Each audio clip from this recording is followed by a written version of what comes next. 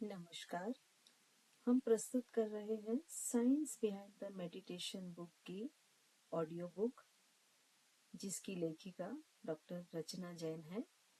यह इस बुक का 6 पार्ट है और इसमें हम बुक के चैप्टर नंबर 7 और 8 को प्रेजेंट करेंगे। तो आइए शुरू करते हैं चैप्टर नंबर 7। चैप्टर नंबर 7 में यहाँ मानव मन के बारे में बताया गया है। तो शुरू करते हैं चैप्टर 7, मानव मन। शरीर में मन का महत्वपूर्ण स्थान है। शरीर में संपादित होने वाली प्रत्येक क्रिया मन से प्रभावित होती है। यद्यपि मन, इंद्रिय और शरीर को चैतन्य का प्रकाश, मानव चेतना के केंद्रीय तत्व आत्मा से ही प्राप्त होता है। शरीर में जब तक इसका अनुप्रवेश नहीं होता है, तब तक शरीर उसमें आश्रित मन, इंद्रिय व हृदय आदि अवयव चेतना शून्य अथवा क्रियाहीन होते हैं तथा आत्मा के संयोग से ही इनमें चैतन्यता एवं क्रियाशीलता का उद्भव होता है। मन या मनस शब्द मन ज्ञाने धातु से निर्मित हुआ है, जिसकी व्युत्पत्ति के अनुसार जिसके द्वारा जाना जाता है वह मन कहलाता है। मन की स्थिति के संदर्भ में अष्टांग हृदय में कहा गया है कि मन का स्थान हृदय है, जो वक्ष स्थल के मध्य में स्थित है। आचार्य सुश्रुत जी लिखते हैं कि हृदय में बुद्धि और मन का निवास होने से गर्भ में सर्वप्रथम हृदय का निर्माण होता है। समस्त ज्ञानेंद्रियों का अधिष्ठान मस्तिष्क है। क्योंकि मन भी एक इंद्रिय है, महर्षि कश्यप के अनुसार मन का स्थान हृदय स्पष्ट होता है। मन का मूल स्थायी स्थान हृदय है। यह मानव चेतना का गहनतम स्तर है, अतः इसे शारीरिक हृदय नहीं मान सकते हैं। इस तरह निष्कर्षतः मन के स्थायी निवास, नियंत्रण, केंद्र और कार्य की दृष्टि से मन के स्थान को 3 भागों में विभाजित किया जा सकता है। मन का मूल स्थायी स्थान हृदय है।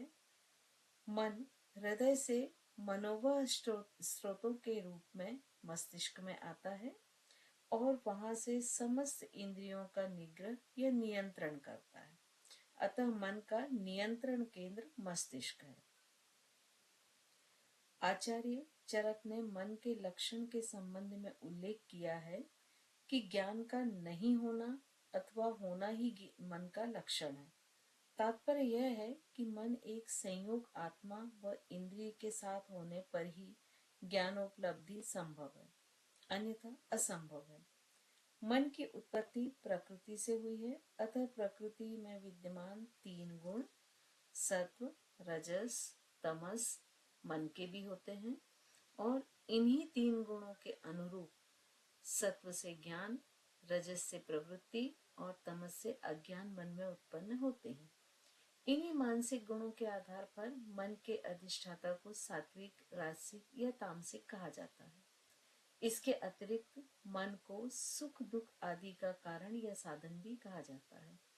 मन को स्पर्श रहित और अणु परिमाण वाला बताया गया है तथा प्रत्येक शरीरस्थ आत्मा के साथ भिन्न भिन्न मन का संयोग होने से मन को अनंत माना गया है। अणुत्व एवं एकत्व ये मन के 2 गुण होते हैं। मन अणु परिमाण अर्थात अत्यधिक सूक्ष्म एवं एक होता है तथा आत्मा की भांति सर्व शरीर व्यापी नहीं है।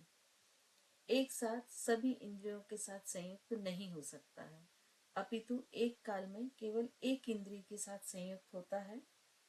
मन के द्वारा अनुभव किए जाने वाले सुख दुख आदि मन के विषय हैं। इंद्रियों का नियंत्रण करना अथवा नियमन करना, किसी विषय में तर्क करना, हिताहित का विचार करना, ये सब मन के कार्य हैं। प्राचीन एवं आधुनिक साहित्य में मन को परिभाषित किया गया है कि मन वह तार्किक व विचारशील शक्ति है जो समझती है, तर्क करती है, निर्णय करती है, कारण पूछती है और जिसमें बहुत सारी शक्तियां निहित हैं, जिसे संपूर्ण प्राकृतिक शक्ति कहा गया है जो शरीर से पृथक है। परंतु मन की कोई एक सटीक परिभाषा नहीं दी जा सकती है। हम मन की क्रियाशीलता, कार्यकलापों व गुणों को समझते हुए यह कह सकते हैं कि मन एक अमूर्त तत्व है जो मन के चेतन व अवचेतन गतिविधियों का निर्माण करता है तथा उन्हें सुनियोजित ढंग से नियंत्रित करता है। हमारे शरीर व मानसिक व्यवहारों को प्रभावित व नियंत्रित करता है। हमारे अस्तित्व का यह वह पहलू है जो मानव में विचारों व योजनाओं को उत्पन्न करता है। मन के अनेक नाम और रूप हैं। जैसे एक ही नाटक में अभिनेता अनेक प्रकार के पात्र चरित्र का निर्वाह कर अनेक रूप धारण कर लेता है, वैसे ही भिन्न भिन्न कामों को करते समय मन भी अनेक नाम और रूपों को धारण कर लेता है। जहाँ मन अहम भाव प्रधान है वहाँ वह जीव कहलाता है। जहाँ निश्चय वृत्ति प्रधान है वहाँ उसे बुद्धि कहते हैं। संकल्प विकल्प से मन, चिंतन करने से चित्त और प्राकृत भाव से प्रकृति कहलाता है। मैं हूँ इस भावना को होने से वह अहंकार कहलाता है। आगे पीछे का विचार छोड़कर जब किसी वस्तु को प्राप्त करने की दृढ़ भावना होती है उसे वासना कहते हैं। विचारपूर्ण तथा जन कल्याण या आध्यात्मिक स्व कल्याण को प्राप्त करने की दृढ़ भावना संकल्प कहलाती है। मन में सब प्रकार की शक्ति है और मन सब कुछ कर सकता है। मन ब्रह्म का ही कल्पनात्मक रूप है। मन और ब्रह्म दो भिन्न सत्ताएं नहीं हैं, बल्कि ब्रह्म शक्ति ही मन रूप धारण करती है जो उसी की संकल्प शक्ति है। इसी संकल्प शक्ति से जगत की रचना होती है जिसे ब्रह्मा कहा जाता है। शरीरस्थ उसी संकल्प शक्ति को मन कहते हैं। मन की भी अपार शक्तियां हैं, किंतु यह शरीर, इंद्रिय, वासना, तृष्णा, भोग आदि की सीमाओं में ही कार्य करने के कारण उसका पूर्ण प्रकटीकरण नहीं हो पाता है। जब उसे मुक्त कर दिया जाता है तो उसमें अभूतपूर्व परिणाम सामने आते हैं। मन की शक्तियों के जागरण से ही सिद्धियां प्राप्त होती हैं। सूक्ष्म वासनाओं में पड़कर मन शक्तिहीन सा प्रतीत होता है, किंतु जब उसे एकाग्र किया जाता है तो उसकी शक्तियां कई गुना बढ़ जाती हैं तथा उसे शांत अवस्था में लाने पर वह ब्रह्म स्वरूप की हो जाती है।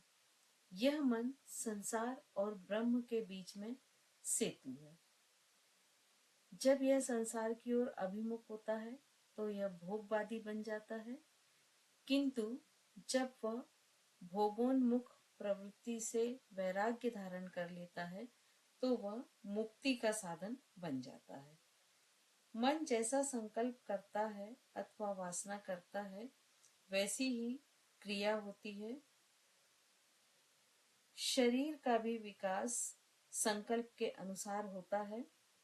मन का कार्य संकल्प, भावना तथा विचारों के द्वारा होता है। मनुष्य का चिंतन ही उसकी क्रियाओं को जन्म देता है तथा क्रिया का फल होने से वह उनका भोक्ता भी होता है। मन को दृढ़ अभ्यास के द्वारा नियंत्रित व केंद्रित किया जा सकता है। दृढ़ विश्वास भी इसका एक गुण है। उसे उसकी निश्चय से हटाने की शक्ति किसी में भी नहीं है। समस्त शुभ अशुभ कर्मों को करने वाला मन ही है तथा सुख दुख का अनुभव भी मन को ही होता है। यहाँ तक कि जन्म और मृत्यु का कारण भी मन ही है। मन के दूषित होने का प्रभाव शरीर पर भी पड़ता है। दूषित मन ही अनेक प्रकार के मानसिक एवं शारीरिक बीमारियों का कारण बनता है। मन के शुद्ध होने पर आनंद, निरोगता, उत्साह, आत्मबल, धैर्य, शांति आदि का अनुभव होता है। ध्यान, मंत्र, जप, ईश्वर शरणागति, श्रेष्ठ एवं रचनात्मक कार्य, विधेयक दृष्टि, सेवा भावना आदि से मन शुद्ध होता है। इस प्रकार जीवन और मोक्ष दोनों के लिए मन ही महत्वपूर्ण भूमिका का निर्वहन करता है। जीवन को अपने अनुसार बदलने के लिए जीवन शैली को बदलने की आवश्यकता नहीं है, वरन सिर्फ बाह्य जगत के साथ अपने संबंधों को सुधारना के लिए आवश्यक है कि मन का पुनर्संयोजन करना। सच्चा सुख संसार के पीछे भागने पर नहीं मिलता है, इनके पीछे भागना व्यर्थ है। इस बाह्य जगत में सुख शांति नहीं मिल सकती है। आप अपने मन को बदलकर ही सुख तथा शांति पा सकते हैं। बाह्य संसार में परिवर्तन लाने के लिए आवश्यक है कि पहले मन का नया कार्यक्रम बनाएं। जैसा हम सोचते हैं वैसा ही बनते हैं। मन के पूर्व संयोजनों को हटाकर मन को पुनः संयोजित करके पूर्ण जीवन पथ को प्रशस्त कर सकते हैं और एक ऐसे रचनात्मक भविष्य का निर्माण कर सकते हैं जिसमें हमारी चेतना जागृति और विस्तृत होगी, जिससे हम अपने अंदर छिपे हुए सत्य और सौंदर्य की अनुभूति को प्राप्त कर सकेंगे। मन ही वह महान शक्ति है जो निर्माण करता है एवं अव्यक्त को व्यक्त में परिवर्तित करता है। मानव का वजूद मन से ही है। वह अपने विचारों का एक उपकरण की भांति उपयोग कर अपनी इच्छाओं का सृजन करता है। नतीजन ढेर सारी खुशियों या दुखों का निर्माण करता है। अनजाने में वह जो कुछ भी सोचता है वह मूर्त रूप में प्रकट होता है। उसके आसपास का वातावरण उसे आईने की तरह वही दिखाता है जिसका उसने सृजन किया है। मन तथा विचार दोनों ही एक दूसरे के समानांतर हैं। ध्यान की विधा का अभ्यास संपूर्ण सजगता के साथ तभी कर पाना संभव है जब मन से जुड़े सभी तथ्यों को तथा उनके आपस में संबंधों का पूर्ण ज्ञान हो। इनको आगे और समझने का प्रयास करेंगे, जैसे विचार, चरित्र, मन, चित्त, चेतना, एकाग्रता और समग्रता आदि। यहाँ पर इस किताब का 7वां अध्याय खत्म होता है और हम आते हैं चैप्टर 8। चैप्टर 8 में यहाँ पर विचार के बारे में वर्णन किया गया है और बताया गया है। चैप्टर 8 विचार। मनुष्य जैसा हृदय में सोचता है वैसा ही वह होता है। यह सूक्ष्म तत्व इतना गहन है कि इसने अपने अंदर न केवल मानव के संपूर्ण अस्तित्व को बल्कि मानव की हर दशा एवं परिस्थितियों को समेटा है। मनुष्य जैसा सोचता है वैसा वह बनता है। उसका चरित्र उसके विचारों का ही संगठन होता है।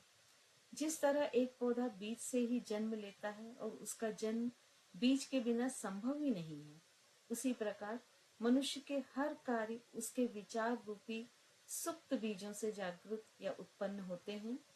इन विचारों के बिना कार्य की उत्पत्ति असंभव है। यह सोच समझकर किए गए या अनजाने में या अचानक किए गए सभी कार्यों पर समान रूप से लागू होता है। कार्य विचार से उत्पन्न पुष्प हैं एवं सुख व दुख उसके फल हैं। अपने जीवन रूपी उद्यान में मानव मीठे व तीक्ष्ण दोनों तरह के फल उत्पन्न करता है। हमारे मन के विचारों ने ही हमें बनाया है। हम जो भी हैं हमारे विचारों के द्वारा ही निर्मित हैं। यदि मनुष्य के मन में बुरे विचार हैं तो उसके जीवन में लगातार दुख आते हैं। ठीक उसी तरह जिस तरह बैलगाड़ी में बैल के पीछे पहिया लगातार चलता जाता है। यदि कोई विचार में लगातार सात्विकता व पवित्रता को बनाए रखे तो उसके जीवन में सुख व खुशी उसकी परछाई की तरह उसके साथ रहेगी। यह अनिवार्य है। मनुष्य का अस्तित्व ही उन्नति का कारक है। यह एक दिखावा न होकर अटल सत्य है। जिस तरह दृश्य या भौतिक जगत में कारण व प्रभाव का नियम पूर्ण व अटल है, ठीक उसी तरह विचारों के अदृश्य जगत में भी क्रियान्वित होता है। और भौतिक जगत जितना सच है, सही दिशा में निरंतर चिंतन व पवित्र विचारों का परिणाम सभ्य एवं ईश्वर सदृश चरित्र होता है। यह कृपापूर्ण, पक्षपात या अवसर की बात नहीं है। एक असभ्य व पशुवत चरित्र निरंतर निम्न व अपवित्र चरित्रों का परिणाम होता है। मनुष्य ही स्वयं को बनाता व बिगाड़ता है। मनुष्य अपने विचारों के शास्त्रागार में ऐसे विचार रूपी शस्त्र ढालता है जो उसे नष्ट करते हैं। वहीं दूसरी ओर वह ऐसे उपकरण भी बना सकता है जो उसे स्वर्गीय आनंद, शक्ति और शांति प्रदान करें। विचारों के सही चुनाव व सही उपयोग से ही मानव निरंतर उन्नति की ओर अग्रसर हो संपूर्ण देवत्व को पा सकता है। ठीक उसी तरह विचारों के गलत चुनाव व गलत उपयोग व्यक्ति को पाश्विक स्तर से भी नीचे गिरा सकते हैं। उपरोक्त दोनों चरम बिंदुओं के मध्य मानव चरित्र के अलग अलग कई स्तर होते हैं। इन सभी स्तरों का निर्माण व नियंत्रक स्वयं मानव है। आत्मा से संबंधित सभी पवित्र सत्य जो कि इस युग में उजागर व प्रतिष्ठापित किए गए हैं, वे इस सत्य से बढ़कर नहीं हैं कि मनुष्य स्वयं के विचारों का नियंत्रक है। वह अपने चरित्र, परिस्थितियों और भाग्य का निर्माता है। मनुष्य स्वयं शक्तिशाली, बुद्धिमान व प्रेमी है। वह स्वयं अपने विचारों का निर्माता है। अतः मनुष्य के पास स्वयं वह शक्ति है जिसके द्वारा वह हर परिस्थितियों में अपना कायाकल्प करके सिर्फ अपने विचारों व इच्छा शक्ति के द्वारा पुनः उत्पत्ति कर सकता है। मनुष्य सभी परिस्थितियों में स्वयं का निर्माता है। भले ही वह तिरस्कृत व कमजोर परिस्थिति में हो, तो भी इस दुर्भाग्यपूर्ण परिस्थिति का वह स्वयं कारक है। जब वह अपनी परिस्थितियों का चिंतन करने लग जाता है तथा ऐसे नियमों का जिन पर उसका अस्तित्व टिका हो की खोज करने लग जाता है, तब वह एक ऐसा सफल नियंत्रक हो जाता है जो बुद्धिमत्तापूर्ण अपने विचारों को सही दिशा देता है, उन्हें फलदायी बनाता है। जागरूक नियंत्रक की यही पहचान है। मनुष्य को ही यह वरदान है कि वह केवल अपने अंतस में विचार नियम की खोज करके आत्मा निरीक्षण अनुभव के द्वारा इसे प्राप्त कर सकता है। केवल खोज व गहन खनन के द्वारा ही सोना और हीरा प्राप्त किए जा सकते हैं। इसी तरह मनुष्य भी उसके अस्तित्व से जुड़े हर सत्य को मन व आत्मा की गहराई में खनन कर पा सकता है। चूंकि वह स्वयं ही अपने चरित्र का निर्माता है तथा अपने जीवन को ढालने व बनाने वाला है, वह अपने भाग्य का स्वयं विधाता है। अतः वह बिना किसी गलती के वह अचूक रूप से यह सिद्ध कर सकता है कि वह अपने विचारों पर नियंत्रण रखकर तथा उसका परीक्षण व बदलाव इस तथ्य को ध्यान में रखकर करता रहे कि विचारों का उस पर व अन्य पर क्या प्रभाव हो रहा है। वह अपनी परिस्थितियों का गहन अध्ययन कर विचारों द्वारा उनमें सुधार करेगा एवं जीवन के छोटे से छोटे अनुभवों का उपयोग कर गहन समझ, बुद्धिमत्ता व शक्ति को प्राप्त करेगा। सिर्फ इसी दिशा में यह नियम शाश्वत सत्य है कि जो खोजेगा वो पाएगा एवं द्वार उसी के लिए खुलेगा जो उसे खटखटाएगा, क्योंकि सहन शक्ति, निरंतर अभ्यास व इच्छा शक्ति का जो उपयोग करेगा वही ज्ञान मंदिर के दरवाजे में प्रवेश कर सकेगा। विचारों पर परिस्थितियों का प्रभाव। मनुष्य का मन एक उद्यान की तरह है जो कि इस पर निर्भर करता है कि वह बुद्धि का उपयोग कर उसे व्यवस्थित क्यारीबद्ध कर पुष्पों की फसल उगाता है या खाली छोड़कर सिर्फ अनियंत्रित व उपयोगी उपज ही पाता है। चाहे वह बागवानी कर उसे व्यवस्थित करे या उपेक्षित छोड़ दे, लेकिन दोनों ही स्थितियों में उसमें फसल तो होगी ही। यदि उस भूमि पर कोई उपयोगी बीज ना बोए तो भी उसमें अनुपयोगी फसल बहुतायत में पैदा होगी और अपनी ही तरह अनुपयोगी पैदावार को बढ़ावा देगी। मन रूपी भूमि में हर बीज, चाहे वो जानकर डाला हो या अनजाने में गिरा हो, जब वह जड़ पकड़ लेता है तो कभी न कभी वह फलता फूलता है एवं अपनी ही तरह की संभावनाएं व परिस्थितियों को निर्मित करता है। अच्छे विचार अच्छे फल देता है, उसी तरह बुरे विचार बुरे फल देते हैं।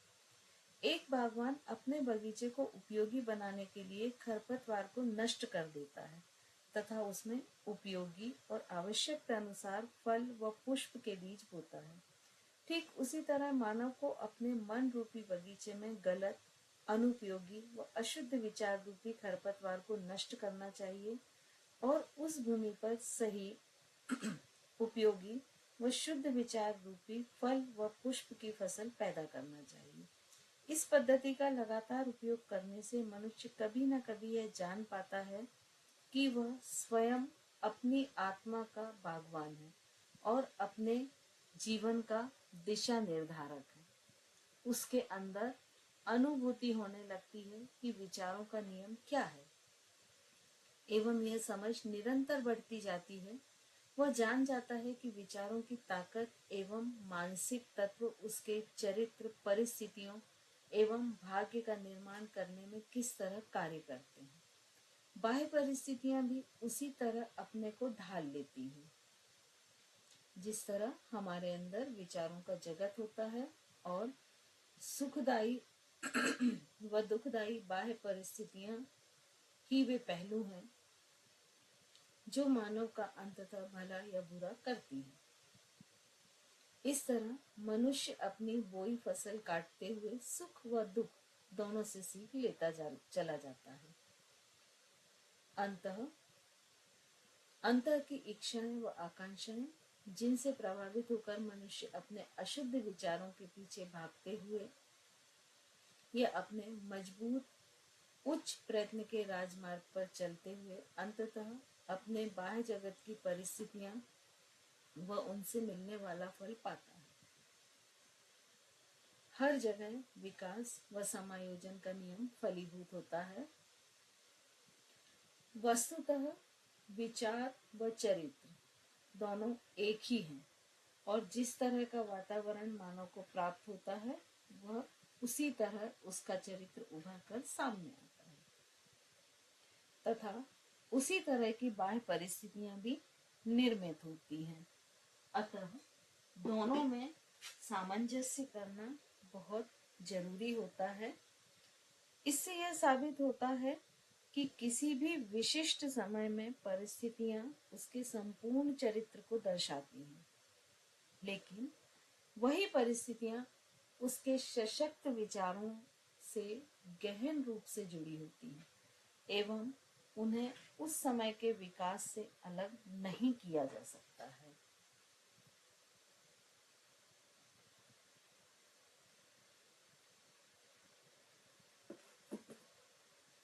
मनुष्य हर समय अपने अस्तित्व के नियम से बंधा रहता है और इस परिस्थिति में उसके ही विचार जिम्मेदार हैं जो सदैव उससे बंधे हैं।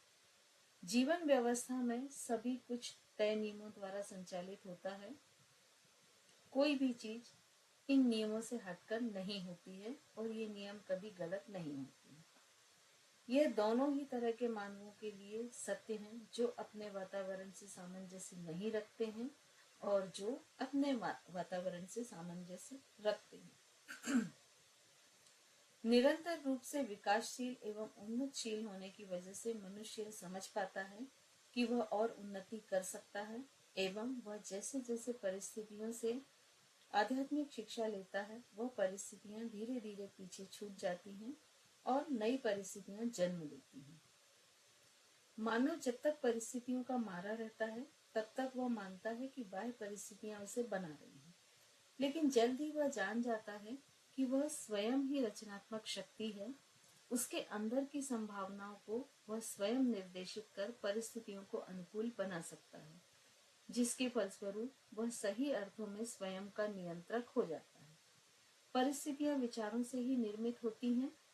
हर वह व्यक्ति जिसने लंबे समय तक आत्मनियंत्रण व आत्मशुद्धि का अभ्यास किया है वह यह जान जाता है कि बाह्य परिस्थितियों में बदलाव करके मानसिक बदलाव के ही अनुपात में ही रहता है अतः यह सत्य है कि मनुष्य जैसे जैसे अपने अंदर की कमियों को दूर करने लगता है एवं उस दिशा में तेजी से उन्नति करता है जिसे वह स्वयं देख पाता है और निरंतर बदलाव चक्र से गुजरते हुए वह आगे बढ़ता है। हमारी आत्मा हमेशा उस चीज को आकर्षित करती है जो हमारे मन में रहती है, जिसे हम प्यार करते हैं या जिससे हम डरते हैं। हमारी आत्मा उन आकांक्षाओं के शिखर पर पहुंचती है जिन्हें हमने वर्षों से अपने मन में जतन करके रखा है, और उसी तरह की परिस्थितियां भी उसे घेरे रहती हैं। भाग्य या परिस्थितियों के अधीन होकर मनुष्य धर्मशाला या जेल में नहीं आता है, बल्कि वह अपने यथार्थ विचार व मूल इच्छाओं की राह पर चलकर यहाँ तक पहुँचता है।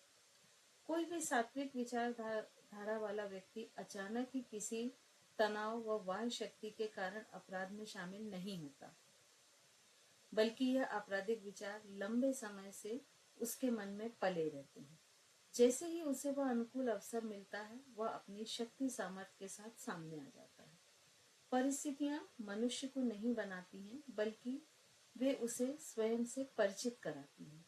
बुरी आकांक्षाओं के बिना व्यक्ति का पतन संभव नहीं होता है। उसी तरह सात्विक व उच्च आकांक्षाओं के बिना सच्चा सुख व आनंद संभव नहीं है।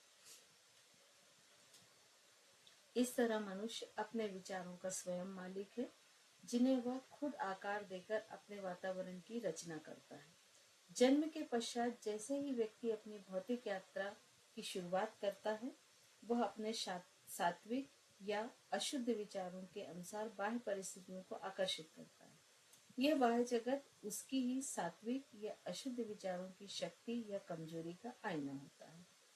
मानव वह नहीं आकर्षित करता जो उसे चाहिए, बल्कि वह आकर्षित करता जो वह स्वयं है। हर कदम पर उसकी महत्वाकांक्षाओं व सनक में रुकावट आती है, लेकिन उसके अंतः विचार व आकांक्षाओं को निरंतर पोषण मिलता रहता है, फिर वो चाहे शुद्ध या सात्विक हो या अशुद्ध हो। दैविक शक्ति हमारे अंतः की रचना करती है, यह हमारे अंदर ही है, वह हमारे व्यक्तित्व का हिस्सा है। मनुष्य स्वयं ही अपने आप को बंधन में रखता है। विचार एवं कर्म ही मानव को एक जेलर के अधीन बंदी अर्थात दुखी अवस्था में रखते हैं, या एक फरिश्ते की तरह स्वतंत्र अर्थात सुख व आनंद की अवस्था में रखते हैं। मानव को उसकी इच्छा या प्रार्थना के आधार पर फल नहीं मिलता, बल्कि वही फल उसे प्राप्त होता है जो वह कमाता है। उसकी वही इच्छाएं व प्रार्थनाएं तभी स्वीकृत होती हैं जो उसके कर्म व विचार से सामंजस्य रखती हैं। इस सत्य के अंतर्गत बाह्य परिस्थितियों से लड़ने का क्या अर्थ है? इसका अर्थ है कि मनुष्य लगातार जिन बाह्य परिस्थितियों के विरुद्ध विद्रोह करता है, उन परिस्थितियों का कारण उसने हमेशा से अपने अंदर ही संरक्षित व पोषित किया था। यह कारण उसने जानबूझकर बुराई या अनजाने में उसकी कमजोरी का रूप ले सकता है, लेकिन वह जो भी है मानव के प्रयत्न को धीमा कर देता है, और इसीलिए वह चीख चीख कर उसका निदान चाहता है। मनुष्य अपनी परिस्थितियों को उन्नत बनाने हेतु हमेशा उत्सुक रहता है, लेकिन वह स्वयं को उन्नत बनाने की इच्छा नहीं रखता है। इसलिए वह हमेशा एक सी परिस्थितियों के दायरे में रहता है। जो मनुष्य स्वयं की गलतियों को पहचान लेता है तथा उनकी सजा पाने से हिचकिचाता नहीं है, वह अपने लक्ष्य को पाने में सफल होता है। यह नियम नश्वर और शाश्वत दोनों ही चीजों पर समान रूप से लागू होता है।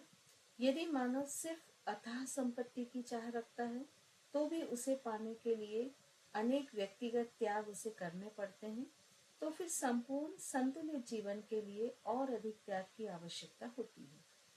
यह एक ऐसे दरिद्र व्यक्ति का उदाहरण है जो अपने चारों ओर की परिस्थिति तथा भौतिक सुख साधनों को उन्नत करने की तीव्र लालसा रखता है, लेकिन वह हर वक्त अपने काम से जी चुराता है और इस बात को न्यायपूर्ण मानता है कि कम परिश्रम कर अपने मालिक को धोखा दे सकता है।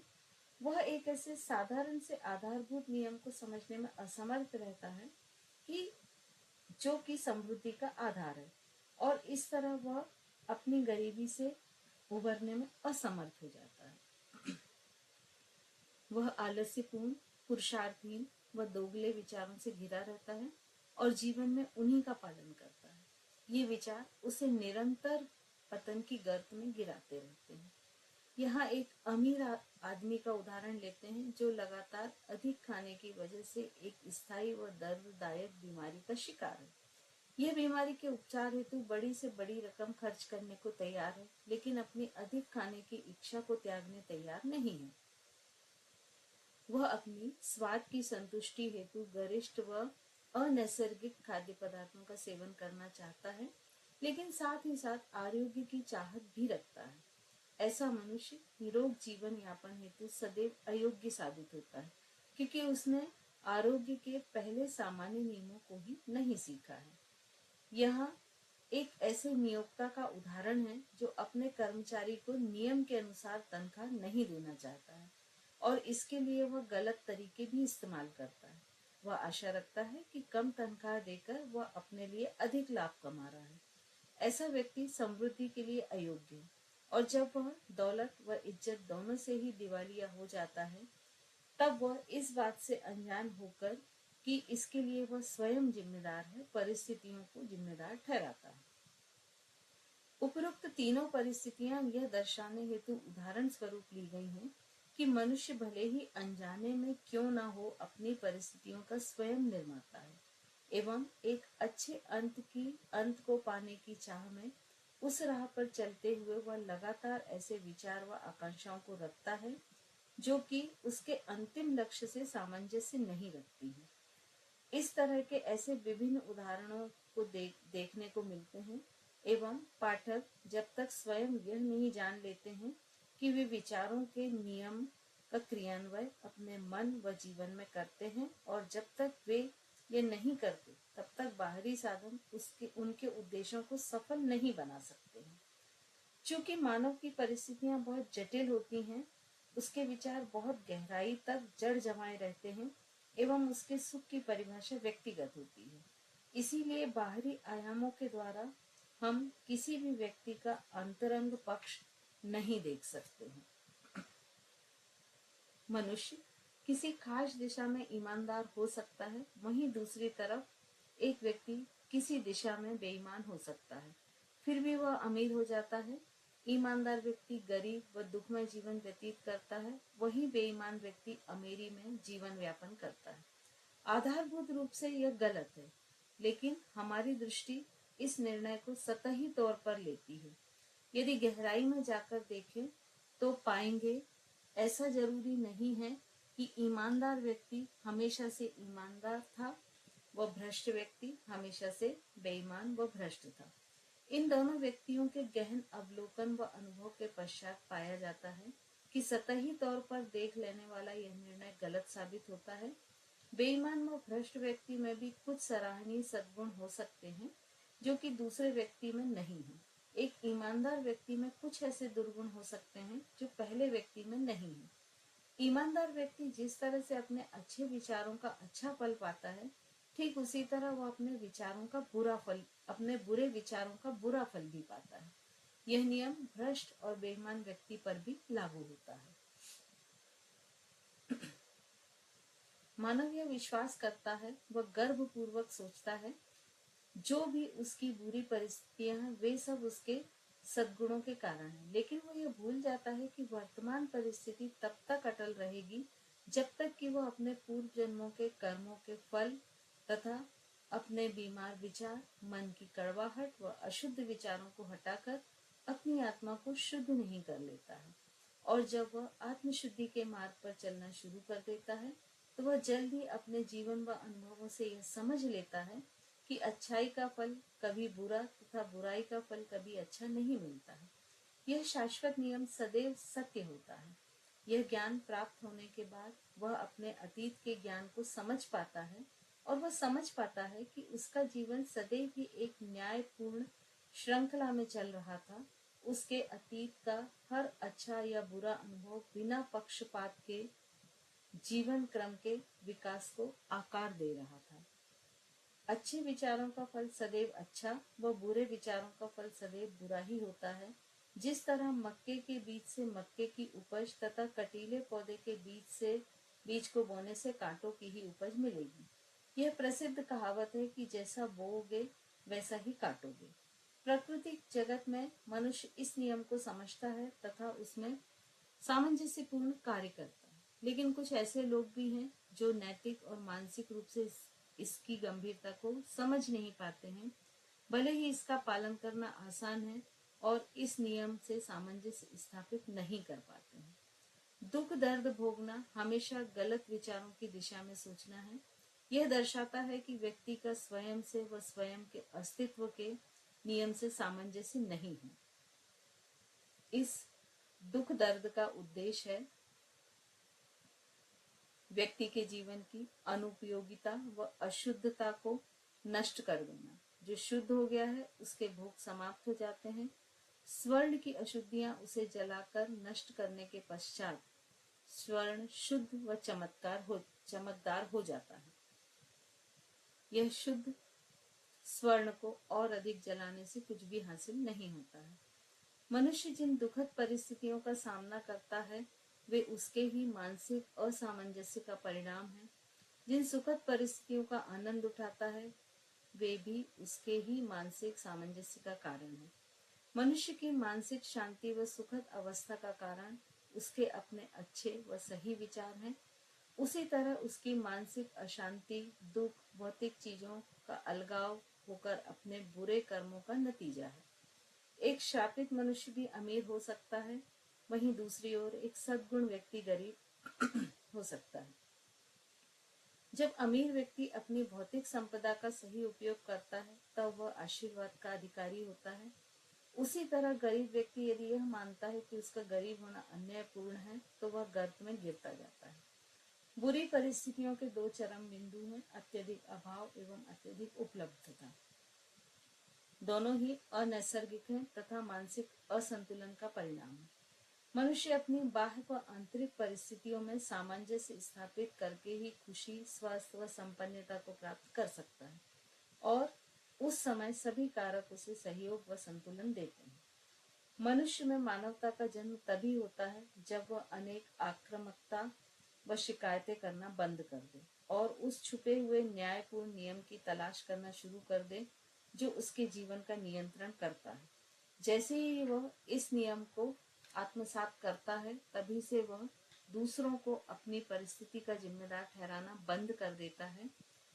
अपने उच्च विचारों के द्वारा वह अपने आप को सशक्त बनाता है। परिस्थितियों को दोष देने की बजाय उन्हें अपनी निरंतर उन्नति एवं अपने अंदर छुपी हुई शक्तियों को खोजने का साधन बनाता है। ब्रह्मांड का प्रधान नियंत्रक भ्रम नहीं, नियम है। जीवन की नींव ही न्याय पर टिकी हुई है। विश्व की आध्यात्मिक सत्ता को शासित व आकार देने वाली शुद्ध चेतना है, न कि भ्रष्टाचार। अतः हम कह सकते हैं कि ब्रह्मांड को नियामक रखने के लिए मानव को स्वयं नियामक बनना होगा और इसके लिए उसे अपने विचारों से दूसरे लोगों व चीजों के प्रति सुधार लाना होगा। मानव विचार के साथ ही दूसरे लोग व्यक्तियों से मिलता है। आत्मविश्लेषण और आत्मनिरीक्षण द्वारा इसे सहज ही खोजा जा सकता है। मनुष्य अपने विचारों में अमूल चूक परिवर्तन लाए तो वह आश्चर्यचकित हो जाएगा कि उसके आसपास की भौतिक परिस्थितियों में भी तेजी से बदलाव आ गया है। मनुष्य ऐसा सोचता है कि वह अपने विचारों को गुप्त रख सकता है, लेकिन भविष्य में यही विचार उसकी आदतों का रूप ले लेते हैं। आदतों से ही परिस्थितियों का ठोस निर्माण होता है। जैसे पशुवत विचार वासनात्मक आदतों में बदल जाते हैं एवं उसी वजह से परिस्थितियां दुर्भाग्य, रोग, गरीबी में बदल जाती हैं। अशुद्ध विचार शक्तिहीन व भ्रमात्मक आदतें उत्पन्न करते हैं, जिसके फलस्वरूप परिस्थितियां प्रतिकूल व राह से हटाने वाली हो जाती हैं। भय व अनिश्चय के विचार व्यक्ति को कमजोर, पौरुषहीन व अनिर्णायक आदतों का शिकार बना देते हैं, जिससे गरीबी, अभाव व गुलामी की स्थितियां उत्पन्न होती हैं। आलस्यपूर्ण विचार अशुद्ध एवं बेईमानी की आदतों में बदल जाते हैं, जिसकी वजह से परिस्थितियां अनैतिक व गरीबी में बदल जाती हैं। तिरस्कार पूर्वक व दूसरों को नीचा दिखाने वाले विचार दोषारोपण व हिंसात्मक आदतों में बदल जाते हैं, जिससे परिस्थितियां भी हिंसात्मक व घायल करने की आकांक्षा युक्त हो जाती हैं। स्वार्थपूर्ण विचार हमेशा असंतोष की आदत को जन्म देते हैं, जिससे परिस्थितियां भी कम या ज्यादा असहनशील हो जाती हैं। वहीं दूसरी ओर हर तरह के सुंदर विचार दयालु व सहायक आदतों को जन्म देते हैं, जिसकी वजह से मित्रतापूर्ण व प्रकाशमय परिस्थितियां उत्पन्न होती हैं। शुद्ध विचार सहनशीलता व स्वनियंत्रण की आदतों को जन्म देते हैं, जिससे परिस्थितियां शांतिपूर्ण एवं सौहार्दपूर्ण हो जाती हैं। धैर्य, आत्मनिर्भरता एवं निर्णयात्मकता के विचार पुरुषार्थपूर्ण आदतों में बदल जाते हैं, जिससे सफलता, प्रचुरता एवं स्वतंत्रता की परिस्थितियां निर्मित होती हैं। ऊर्जावान विचार स्वच्छता व परिश्रम की आदतों में बदल जाते हैं, जो प्रसन्नता पूर्वक परिस्थितियों को जन्म देते हैं। कोमल तथा क्षमावान विचार सज्जनता की आदतों में बदल जाते हैं, जिनसे कि सुरक्षात्मक व स्वास्थ्यपूर्ण परिस्थितियां निर्मित होती हैं। प्रेम व निस्वार्थ विचार दूसरों के प्रति समर्पण की आदत को जन्म देते हैं, जिससे निश्चित उन्नति एवं शाश्वत संपदा की परिस्थितियां निर्मित होती हैं।